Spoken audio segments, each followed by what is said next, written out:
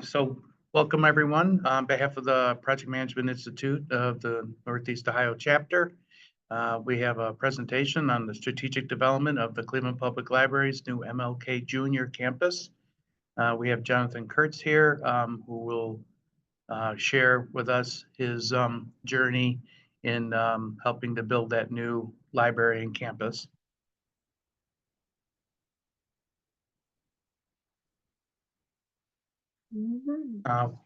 Real quick special thank you to our chapter sponsors, Apex Systems, and also to our event sponsors, Akotis, Baldwin Wallace, Lincoln Electric, and Parker. Thanks to that sponsorship and helping us with our programming and support of our continuing professional development.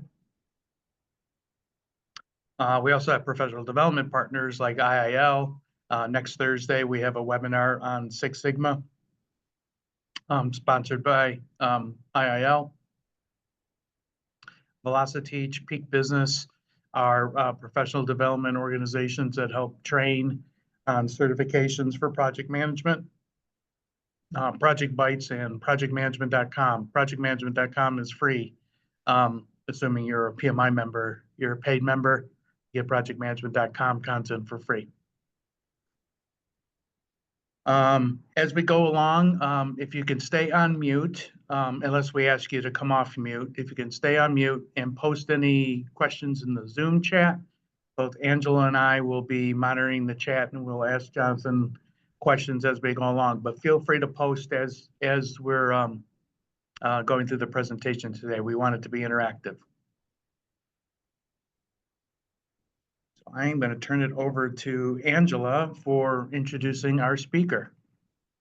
Great, thank you. All right, good afternoon, everyone. Today, I am honored to have the pleasure of introducing Mr. Jonathan Kurtz. I'm going to just briefly go over his amazing background. He is the founder of J. Kurtz Architects. He has a bachelor's of architecture with honors from Kent State University and a master's degree of architecture design from Harvard University.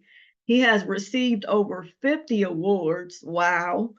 His company, J. Kurtz Architects, was established in 2016 and is still flourishing today, nearly 10 years later.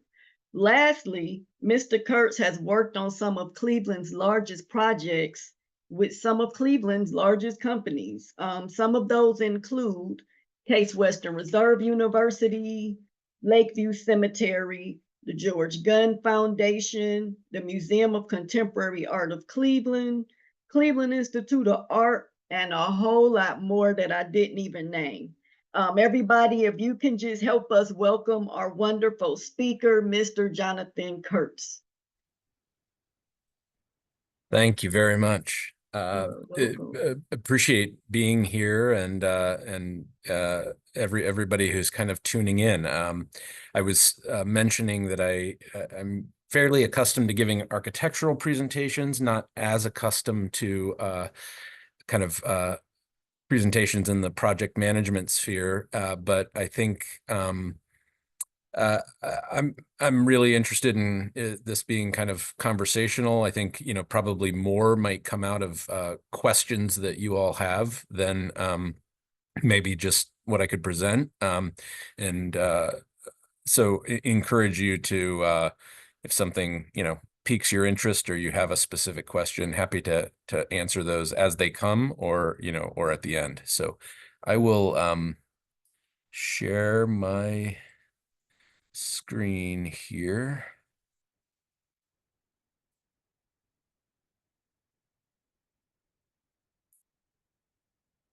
Okay. Are everybody able to see what's up? Okay, great. Just put it into full screen mode. So yeah, thanks for having me. I think we have a motto within the firm. So my practice, I guess I could start, you know, J. Kurtz Architects, we started in 2016.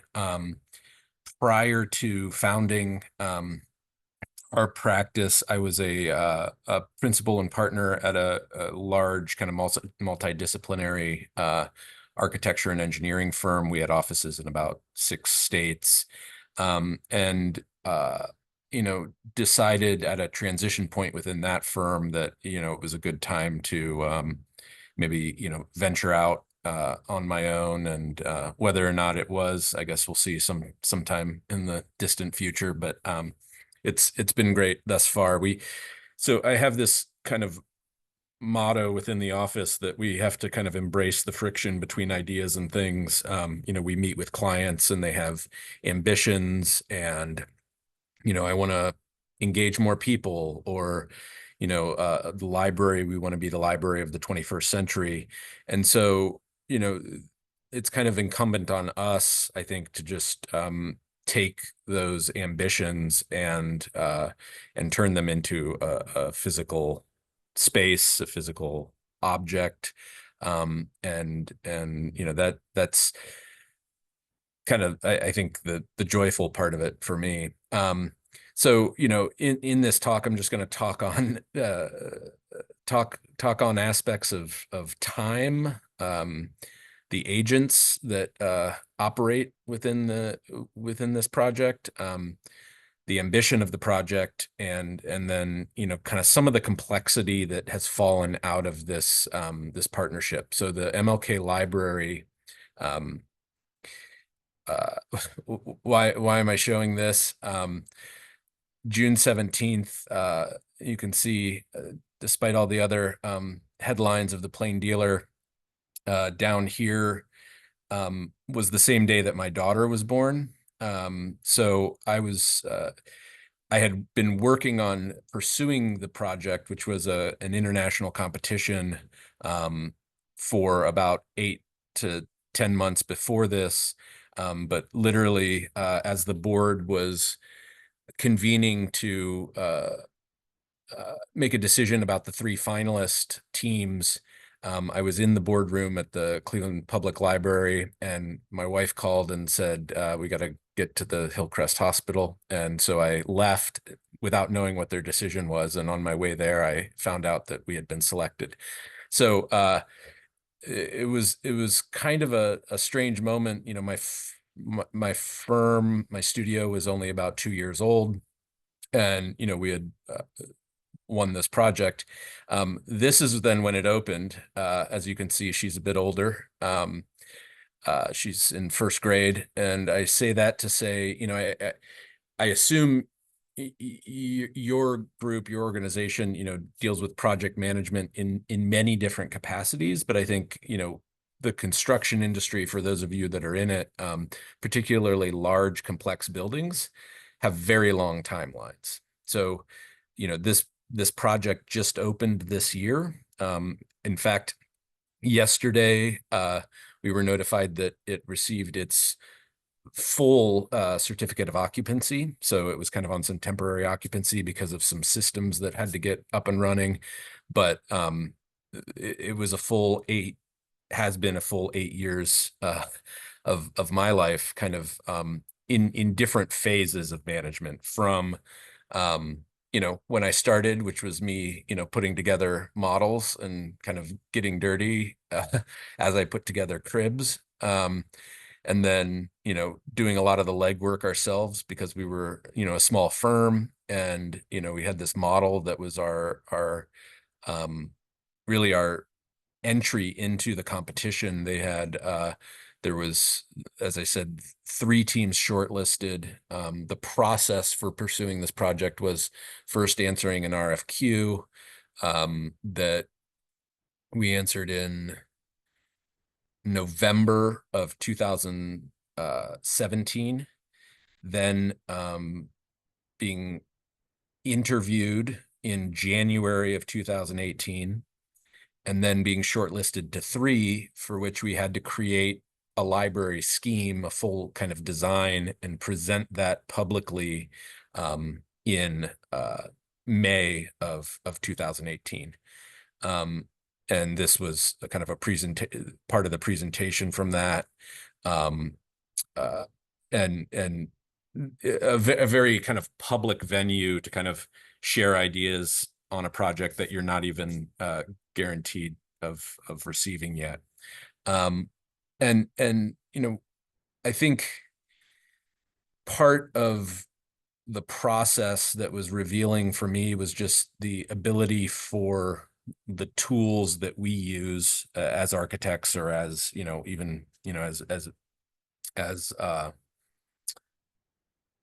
folks who kind of want to move a process forward, that the tools we use become really important for engagement. And so, you know, the physical model, not all projects receive a physical model, but the physical model of this project was really important because it enabled people who were able to read plans and people who were not able to read plans, but kind of everybody understands a model. And so, you know, these kind of meetings with large groups of constituents, some from the community, some from the library itself, the way we were able to build consensus was through the technique of kind of physical modeling, you know, as well as renderings and, you know, drawings and other things, but that that I think we really kind of got a lot more engagement by kind of showing our ideas in different ways. This is just, you know, a little bit of a, this is our space. So I consider us a, to the staff, I kind of call us a welterweight boxer. You know, we can kind of scale up a little bit and or scale down, but I think we're a small office, always between 6 and 10 people. So not a large kind of, you know, a large enterprise, but really highly skilled people, you know, are who I work with. And so, you know, part of being able to do a project like this library is being able to rely on other individuals within the organization. And so I just want to, you know, I think the experience of this project was really satisfying because so many of us were really embedded in it, you know, as opposed to my previous experience, which may have been with a much larger office, where there's a lot of projects going on. This project really, you know, consumed a large portion of our office for a long time. And, you know, so what is the project? So it's complex, probably the most complex project I've worked on for many reasons. You know, it's a public entity, the Cleveland Public Library, which is the People's University. It's in University Circle area. For those of you who may or may not be familiar, it's kind of at the intersection of the campus that is the Cleveland Clinic and the Huff and Fairfax neighborhoods, which, you know, were disinvested for a long period of time, but are kind of making a resurgence. And then the uptown area, which has a lot of Cleveland's kind of cultural organizations like Severance Hall for the orchestra or Cleveland Museum of Art. And so this library at this intersection was also facilitated by a larger development called the Circle Square development, where there was a trade essentially that the existing MLK library on its existing site would stay in operation. We would build the new library. The CPL would then trade that land to the developer for both some financing and, you know, an allotment of parking within a parking garage. And so this very kind of complex development agreement between a private developer and a public entity. And that created many challenges, particularly from a construction standpoint, in terms of accounting, bookkeeping. You know, what if I asked you, you know, which part of the building you're looking at belongs to the library, which is the first 2 floors, and which part belongs to the residential tower, the private development. That elemental challenge, I think, is probably the biggest non-architectural challenge of this project. Do the columns that are going through the library but are only there to hold up the upper 10 floors, are those part of the library or are those part of the developer? And who pays for them, who designs them? All of these things are things I'll touch on a little bit, but I think, at the end, all entities knew that we had to have kind of an ambitious result and one that felt cohesive, but also provided an identity for the People's University, a public space, in a way, a coup for a development, I think, because they get this cultural entity that's an anchor to their, who wouldn't like to maybe live above a library, so there's kind of this mutual benefit, but there's also complexity in that. And, so how do we define that complexity? This particular project has 2 owners, 4 architects, 20 to 30 professional consultants, 3 contractors, and 4 phases. And so, why all of that? Well, I think, the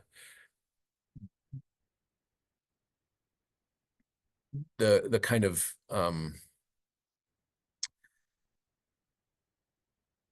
well, I'll just kind of go into the complexity. So the project, because the library is a public entity, needed to be administered by an agent who was the developer. So there's this whole development agreement that talks about the relationship between Cleveland Public Library and Circle Square developers.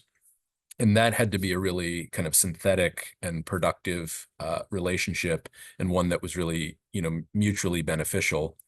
So all of the construction ran through that agency.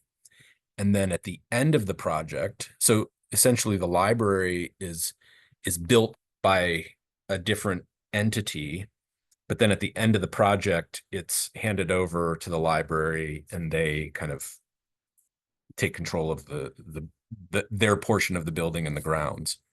There were architects who were working directly for the developer, doing, the more residential components of the project.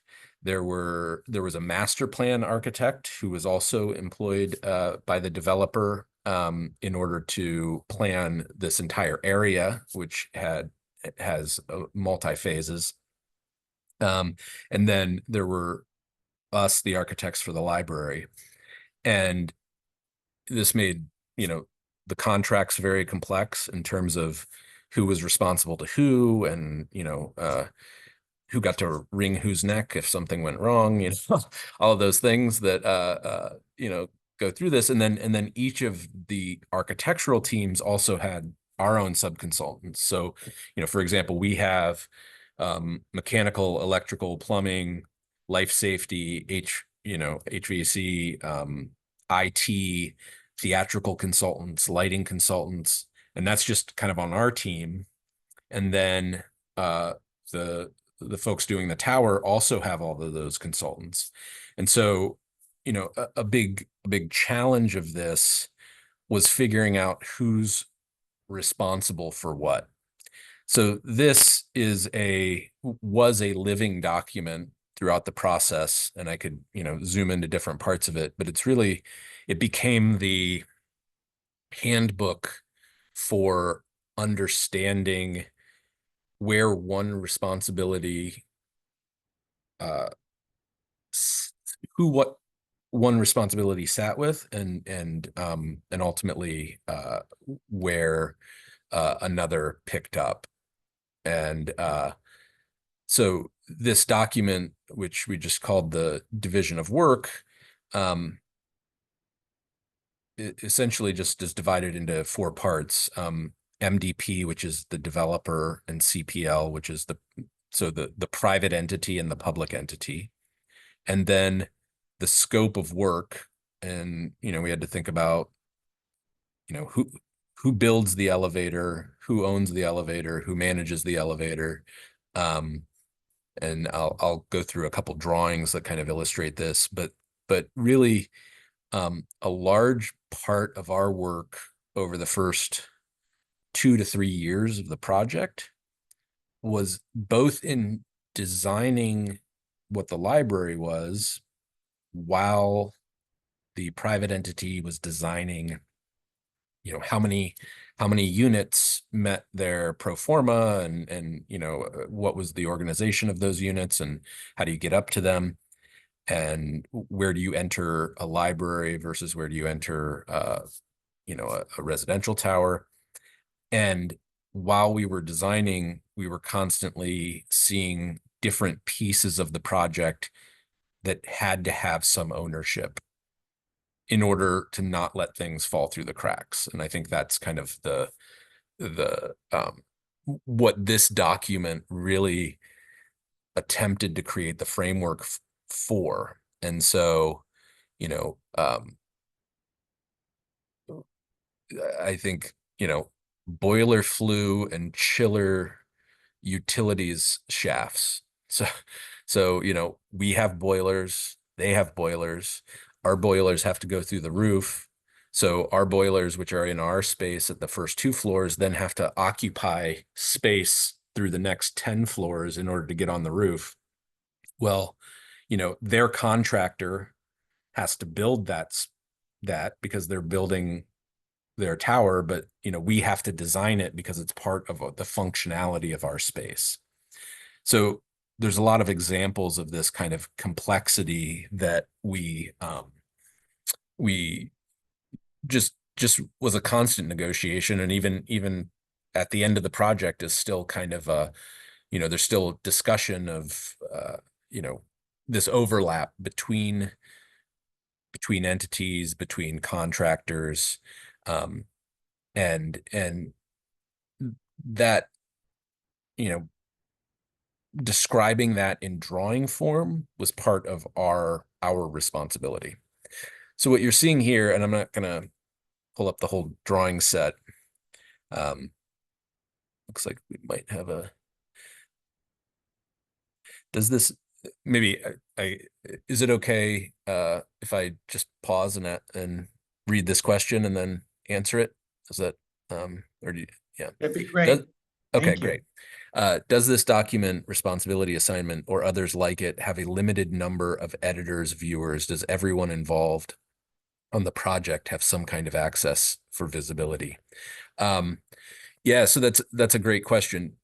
It started in the hands just of the owners, but it ultimately did become a living document where even our sub-consultants needed to have access to it. Now they couldn't edit it. Like it was kind of after it, after the kind of negotiation around, like, okay, here's the problem, the boiler flues. Here's input from, so it was formed with input from both architectural teams, both owners, and the contractors, because what might make sense from a documentation standpoint for the architects might not make sense from a contractor's perspective in terms of the trades that he wants to get on the job to build that thing. And so I think, if I'm answering the question right, it started with that nucleus of constituents, and then ultimately, yes, it spread more broadly as the guideline for even sub-consultants to kind of understand what was and was not their responsibility.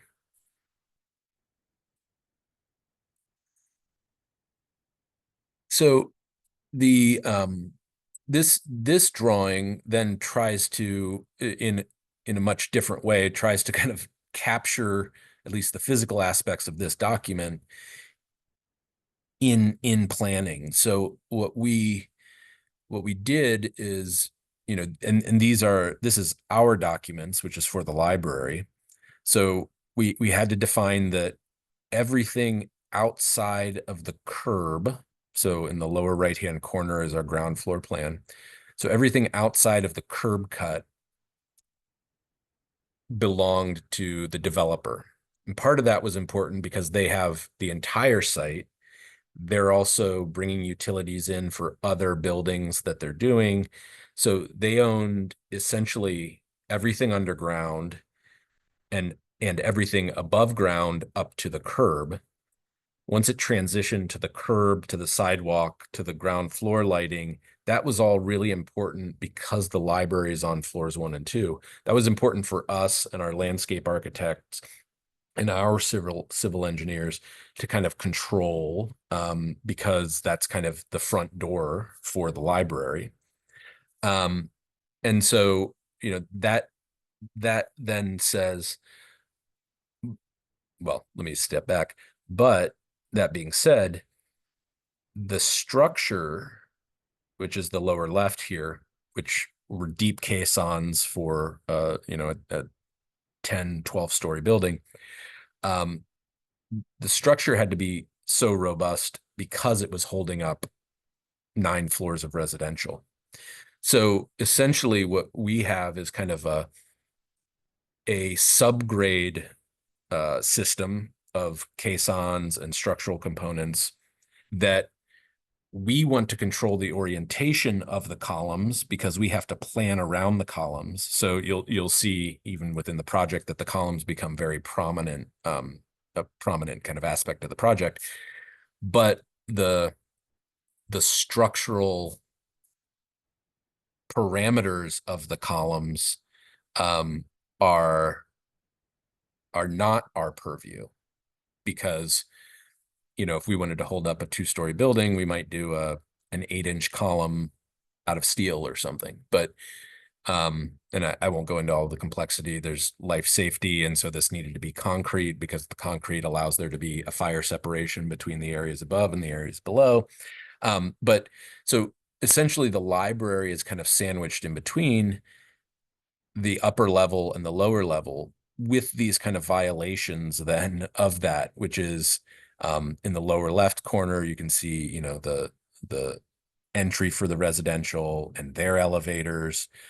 They also need mechanical space on the ground floor. So there was a lot of negotiation about, like, how much space do they need? How much space does the library need? Because they were completely separate systems. They needed to be metered separately. And, you know, the structure had to be independent. And another kind of really tricky component that becomes, I think, really a design element within the space is the egress. So, you know, a tower of residence needs a 2-hour rated path of egress down the stairs to come out onto the street. But that is space that's taken kind of from the library because it's got the ground floor. And it has to run through the library. And so we actually designed both stairs from the 3rd floor down, even though the egress stairs belonged to the tower. So I don't know if that's making any sense. I guess I'm just trying to kind of paint the picture of, like, the complexity of this was really at the intersection of the different needs and frankly the kind of different cultures. So as I think, you know, this group would appreciate, a library, you know, we build libraries for 100 years. You know, we all go to, like, the old, you know, Carnegie libraries, or, you know, so there's like a timeline, a time horizon in terms of materials and quality that an entity like a library who's going to own and manage this for a very long time works under, versus maybe the timeline for housing, you know, a development, let's say, where there might be a different return on investment expected, a different kind of cost model. And so all of these things just constantly kind of pushed up against each other. And I think that the challenge for everybody involved was kind of figuring those out and facilitating a building that in the end feels like a single building, and works kind of cohesively, but ultimately has a lot of different interests. So, we were doing renderings that kind of exhibited, this desire for a lot of openness on the part of the library, a lot of transparency, kind of all of the ambitions of the library, that may or may not be the same as the kind of core ambitions of the multifamily housing that's above it. And that vision, just a little bit about the library, I think, it should be said that, it's the Martin Luther King branch of the Cleveland Public Library. It's meant to be their anchor institution on the east side. They have the main downtown hub, and their master plan is to have, an kind of an east side anchor and a west side anchor. And this was the east side anchor. And, just the history of Dr. King in Cleveland, and the kind of remarkable legacy of that, of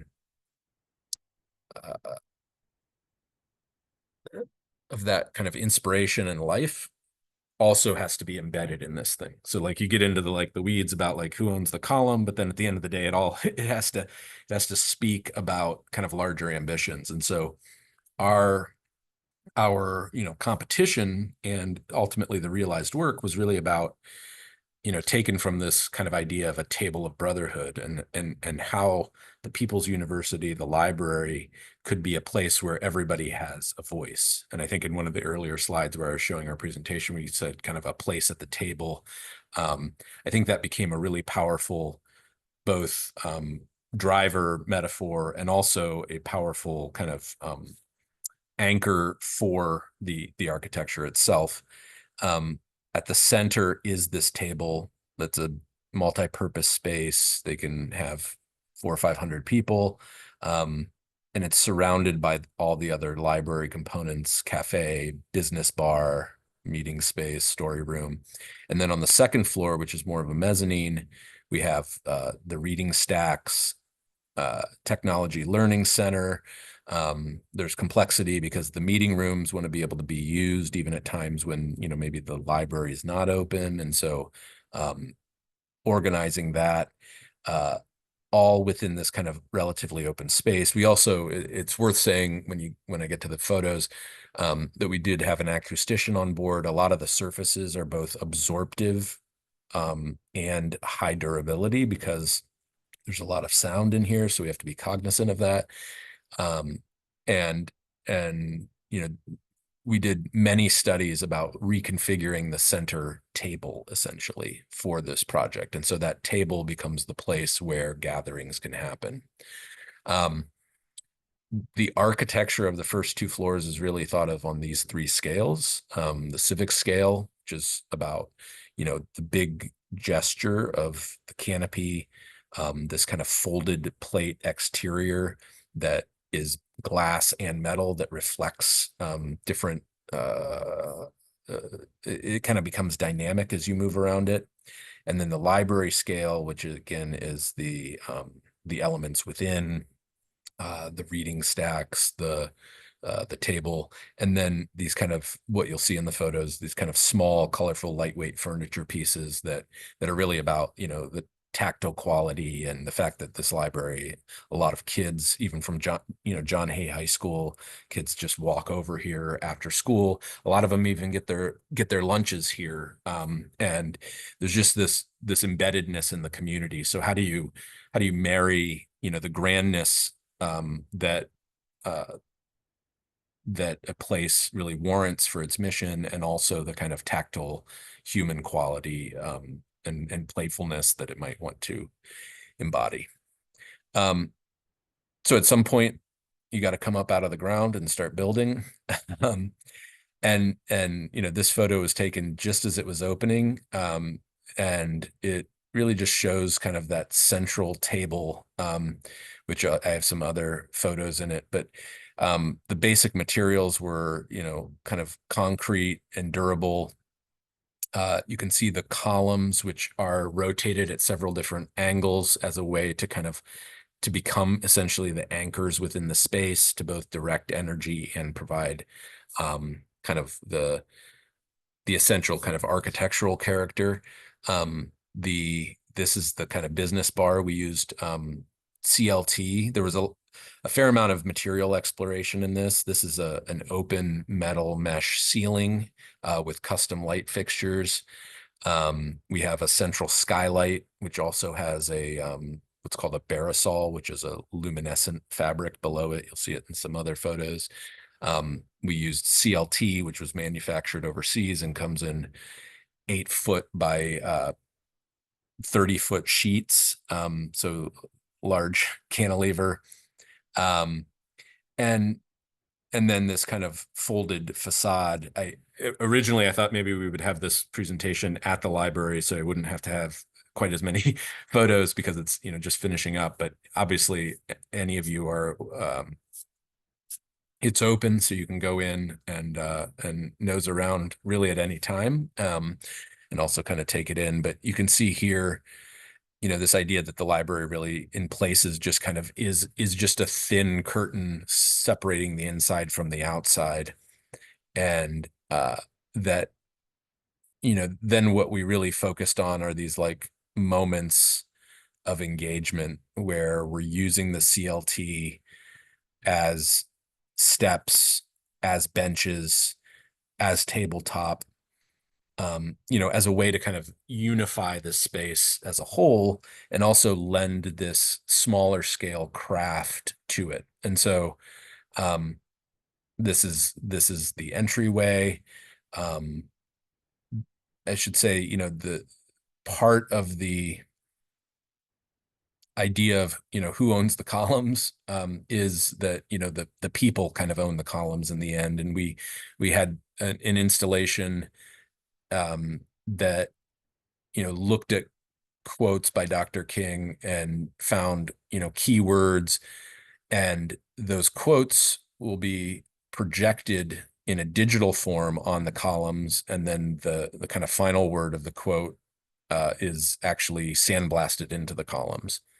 So, these elements, which are inherently structural and dictated by the weight of the structure above, really also became kind of design elements. And here you're also seeing that stair, which is essentially a 2-hour tube that runs through the space, but we were able to kind of sculpt it in a way that gave it some dynamism. Also within the space, we have a lot of variability. So curtains could be drawn open and closed. Those also provide acoustic separation. And the ceiling of the second floor, which is this kind of cloud, is what's called Boswafon. So it's an acoustically absorbent plaster. The other thing I'd say, you notice here is in most projects, the ceiling is your own because you control everything, but all of the plumbing, water, everything, toilets from 8 floors of residential has to come down into our space and then migrate across our ceiling. So kind of managing and negotiating the routing of that with the routing of our infrastructure really was a place that required a significant amount of collaboration. The table is working out wonderfully. They have, dances on it. People come in, kind of use the business bar. There's a piano. This was actually the opening. There was a great group that performed for the opening. There was, I think, in the course of the opening day, which was just MLK Day 25, there was 1,500 individuals that came through on that day. And so, what was satisfying about this is even though there's some aspects of the project that are not yet done, the energy here and the capacity to kind of hold those people really is the life of the building. And we, as I said, we had the theatrical, we designed the screen and the projector and all of these things, and it's just a lot of things kind of coming together. We had also done, part of our team was the graphics, and so there's some projections throughout that kind of the library can program to tell different stories, places to kind of linger and hang out, lower walls that are absorptive, but they're actually a metal panel with an aluminum mesh inside, and then absorptive material above. And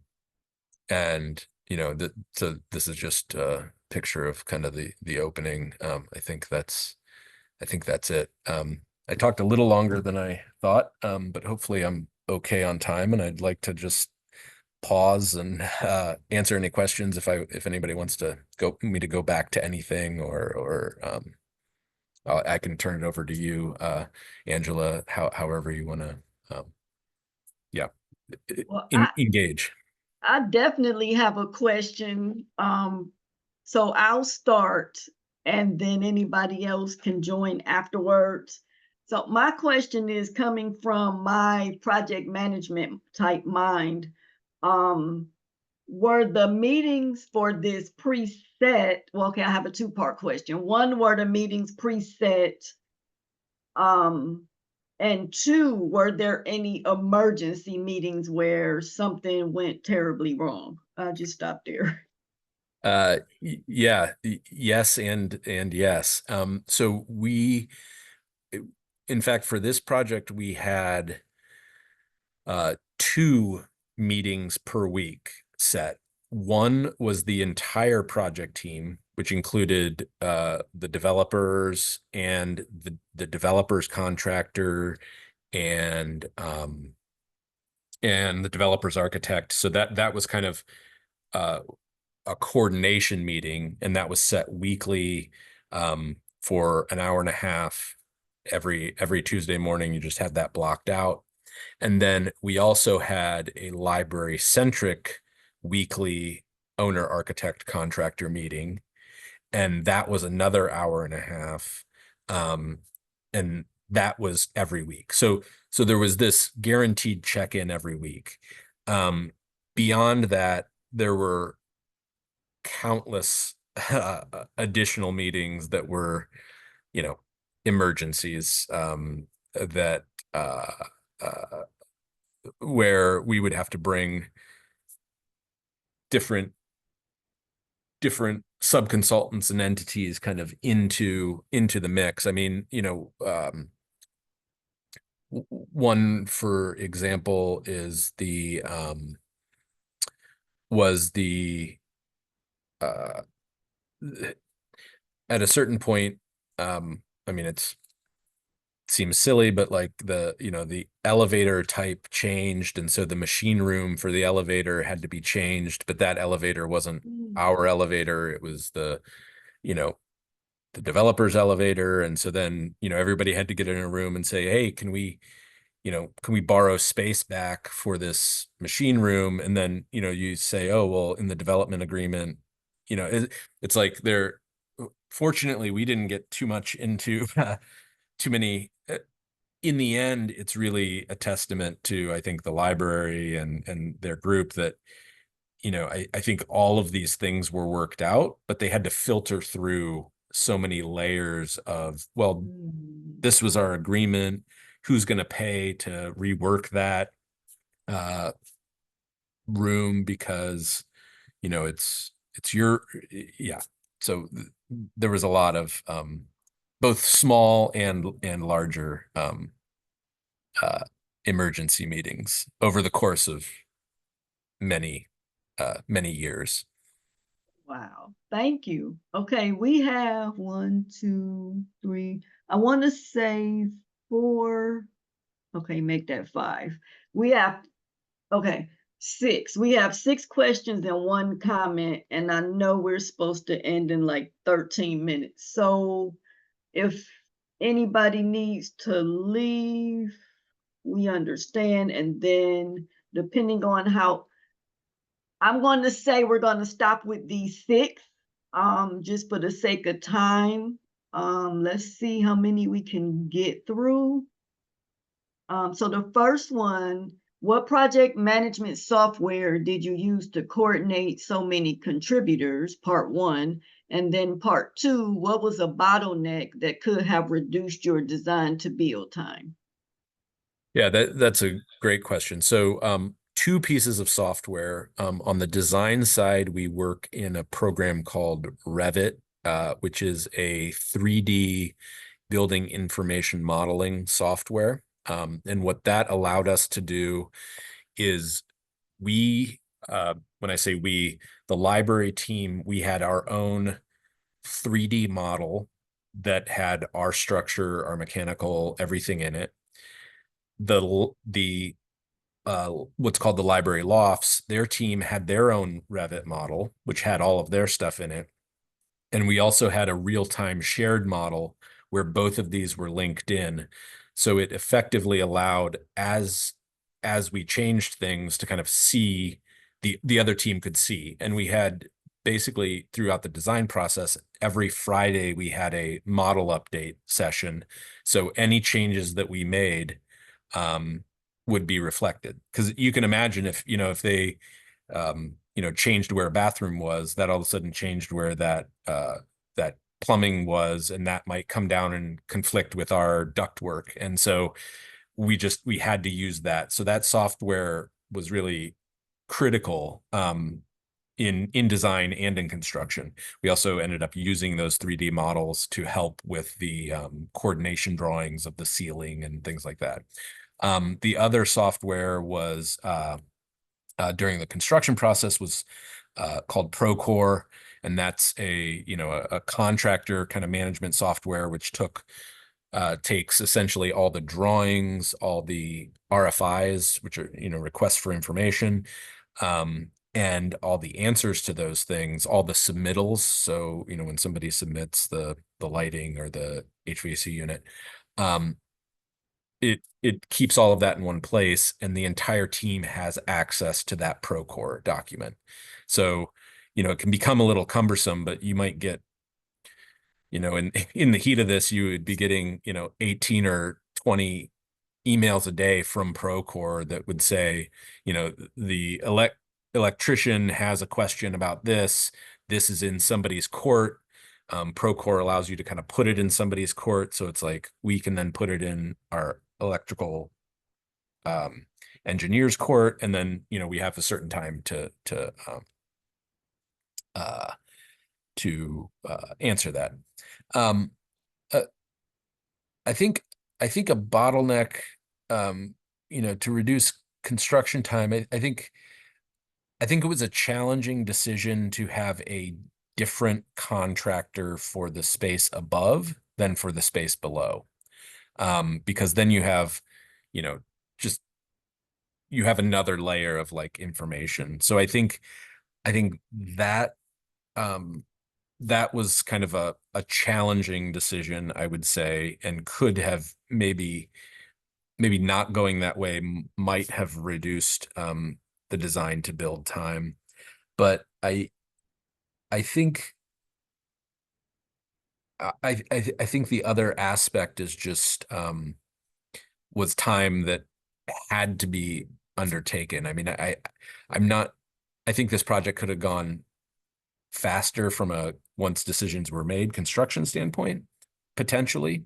But we also, I guess it's important to note that this was a COVID project, and all of a sudden, we're under construction, but all meetings go remote. All we had the crisis of logistics and shipping time for everything. So suddenly air handlers were 52 weeks out instead of 20 weeks out. So it's a great question. I think I think that the biggest thing that we could do to reduce the bottleneck was attempt to be as transparent as possible in our decisions. And I think some of the software helped do that. Thank you. Thank you. Okay, I'm going to read the next question. I want to say the questions after this one, I looked and most of them have like 2 or 3 parts. So let us know when you need to leave. And we'll get through as many as we can. The next question is, what practices were adopted to have amicable negotiations? Trying to be good people. No, I don't know, like from a management standpoint, I don't know that there was a specific I think the project probably could have benefited from more specific let's say negotiating techniques, even if we're talking about like different methodologies. I think the most challenging part was just communication between parties and keeping everybody informed. So I don't know that, you know, negotiations got, I mean, they definitely got heated at times. But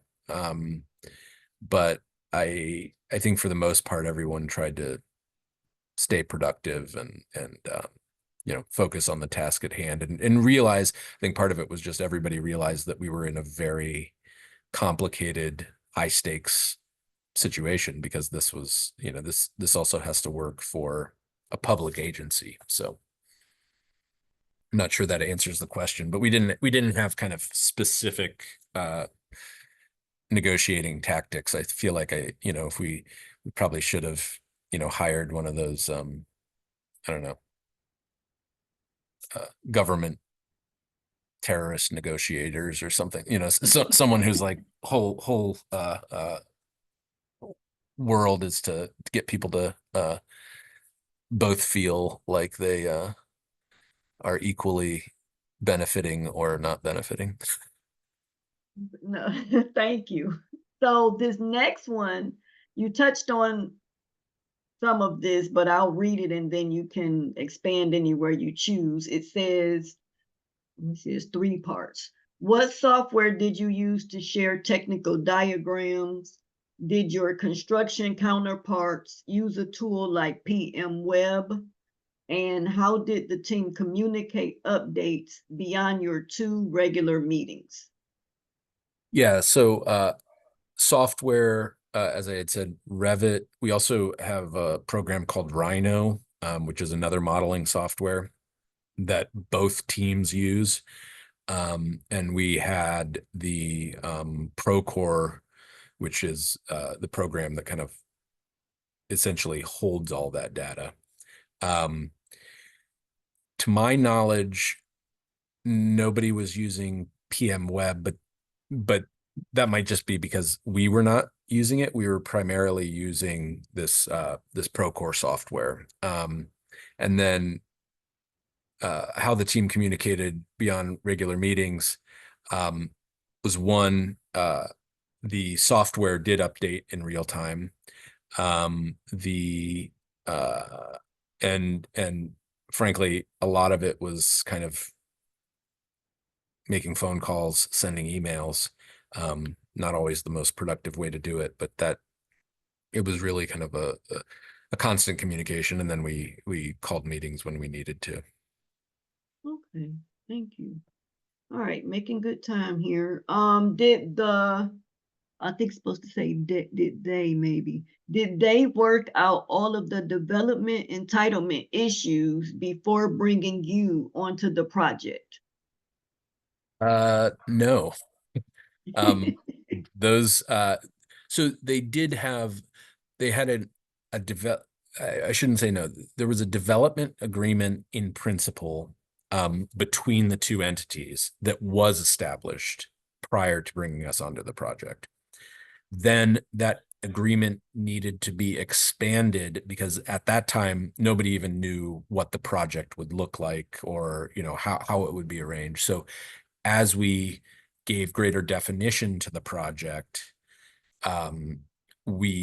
that development agreement had amendments and other considerations. And I would say that appendices or supporting documents for that development agreement were negotiated throughout the project. So even that document that I showed that talked about the responsibilities, what it tried to do is take the spirit of the development agreement, which couldn't possibly predict all of the little negotiations that would have to be made, and it tried to give some structure to those components.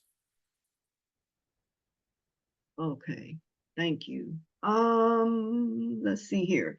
The residential space, the residential spaces above, are they owned, i.e. condos or rentals? And also assessing any potential future risk of condo board meetings, special assessments, etc., that would have any downstream impacts on a public entity.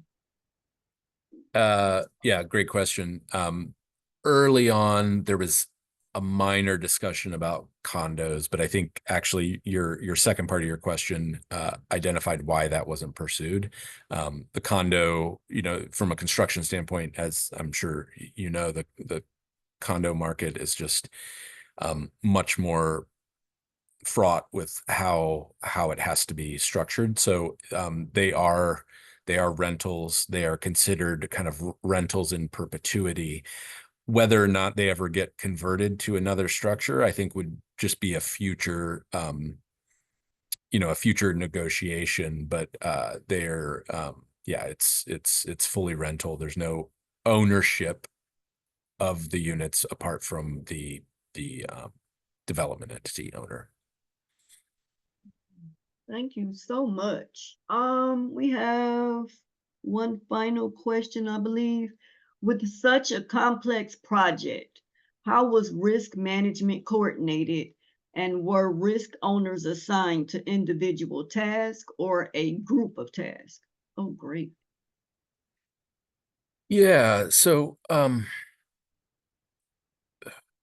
wow, that's a good question. So we did all part of, you didn't see, but part of the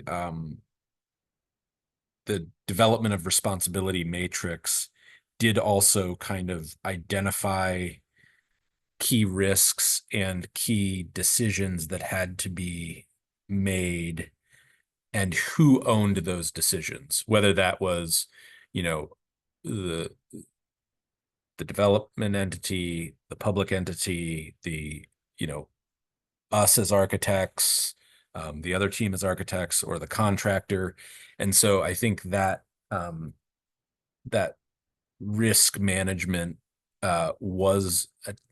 we attempted to lay it out fairly early in relation to that document and have each party responsible for basically each party had to be a part of that document and agree that document presented that they were taking on the responsibility that document implied.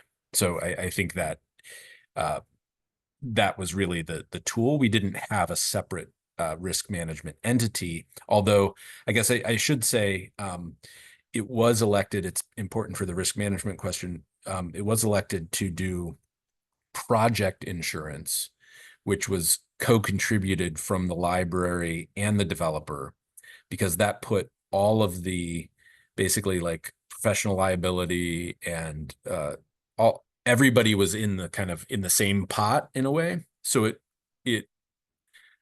that choice, I think, was instrumental because it meant that the finger pointing really didn't do any good because it was the same insurance plan for everybody from a design standpoint.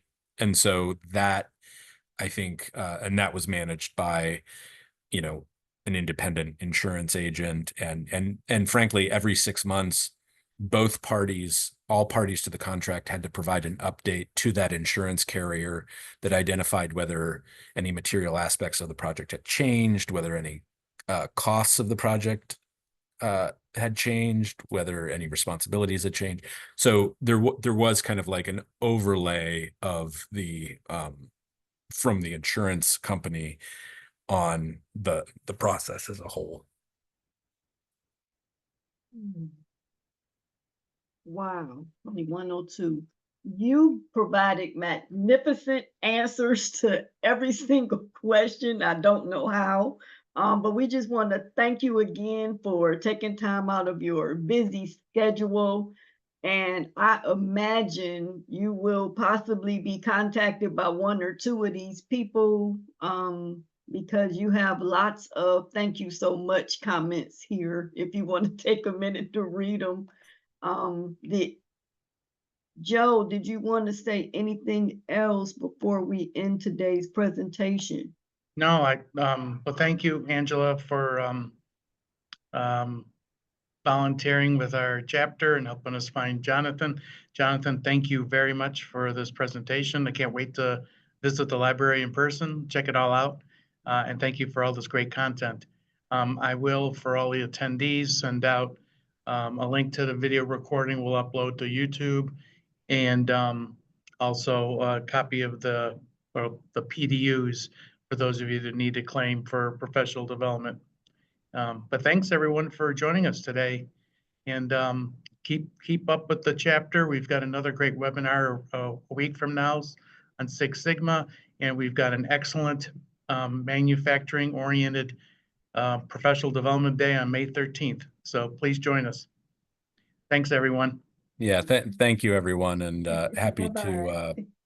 to to be a part of this. And if things emerge, feel free to reach out. So hope you can all visit. We definitely will. Thank Great. you. Thank you. Thank you very much. Bye-bye. Bye. Bye-bye, everyone.